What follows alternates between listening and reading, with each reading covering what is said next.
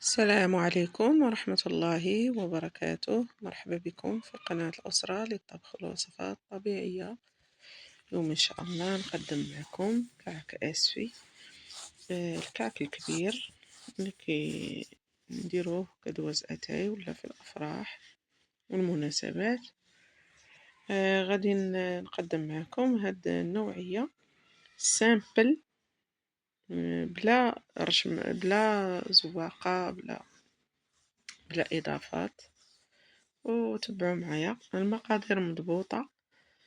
عندي هنايا كيلو ديال الدقيق، غادي نضيف ليه 2 كيسان ديال السنيدة، 2 كيسان ديال الزيت،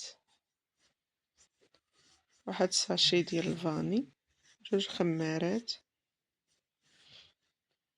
1 رشة ديال الملح، وغادي نعجنو ب2 كؤوس ديال الماء. هذه مقادير اللي هي مضبوطة ومعتمدة في الكعك ديال مدينة آسفي، سواء الصغير أو الكبير.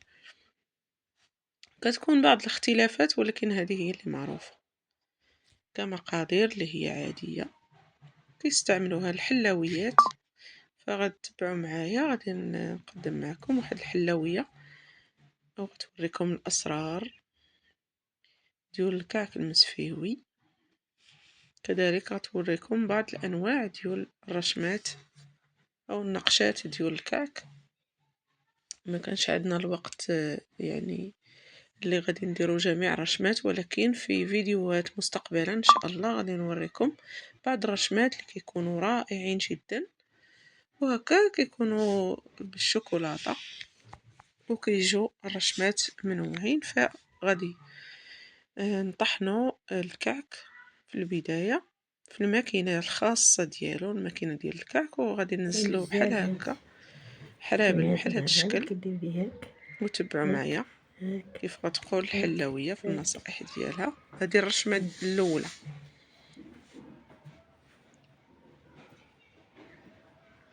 هذا هو اللي كديري ليه داك الشكلاط، كيقطع كتعاودي تاني ترشميها من الفوق وتصدي عليها من الجهه الاخرى.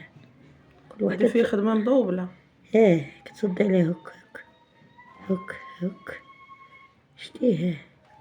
دابا هاد النقيطات، هاد البلايصه كديري من النقيطات ديال الكوبين ولا الكاكاو. فهمتي؟ كتنقطيو نقطه وكتسدي بالنجمه اللي كديري ليها بحال هكا كتسدي بالنجمه. شتي هادي كتسدي بالنجمه. هنا هاد البلايص الخاويين كديري فيهم نقيطات بالسيرانغ، غير كوبين بحال كتعصري بشوي بشوي، نقيطه وهنا كتسدي بالنجمه ولا تسدي بعقيقه. فهمتي؟ شتي تبارك الله عليك. كاينين انواع بزاف. ويا راه كاينين انواع صراحه.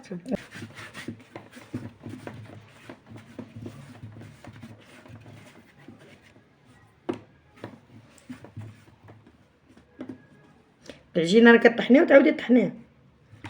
كنطحنها الطحنه الاولى دوز غير في ديك الشبكه في هادي، ومن بعد هذا ديري الوقت تعود تخرجي وهادي تصايب. كطحن الطحنه الاولى في هاد الشبكه، من بعد عاد فاش طحني الجاوجه باش كتجي ساهله وما كيجيش مطقز، كيجي زوين. باش كيجي رطب ومن يتقرمل كيجي هشيش.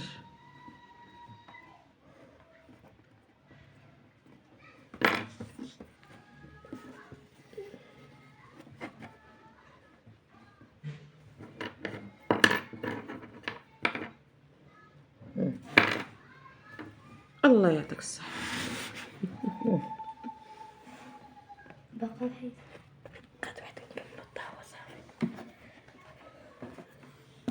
يديروا دركا ولاد يديروا على الموس ويديروا كايدير ما نديرش الموس ثاني شكل اخر. ما فيه اشكال بزاف.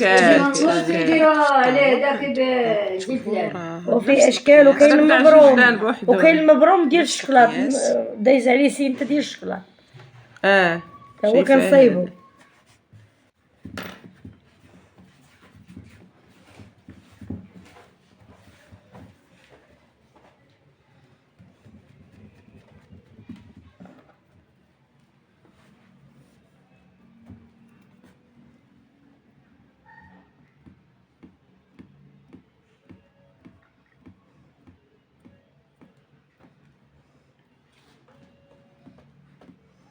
دابا النقشة العادية ديال 5. ديال 5 هاد ديال 5 خماسية ماشي الشهدة. الشهدة راه الشهدة نيت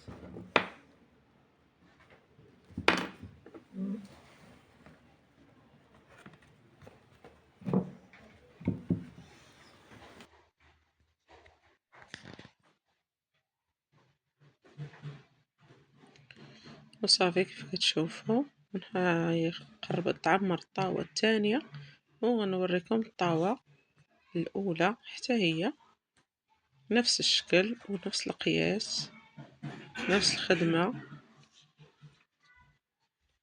تبارك الله عليها عندها خبرة في تصنيع نوع من الحلويات. هي الطاوة الثانية كاملة عامرة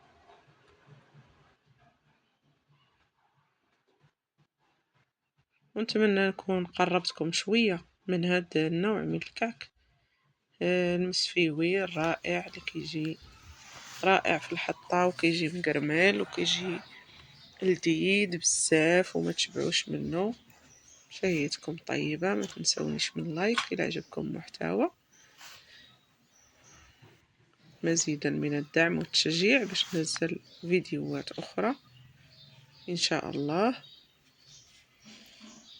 وما تنسونيش من لايك حبيباتي فضلا وليس أمرا.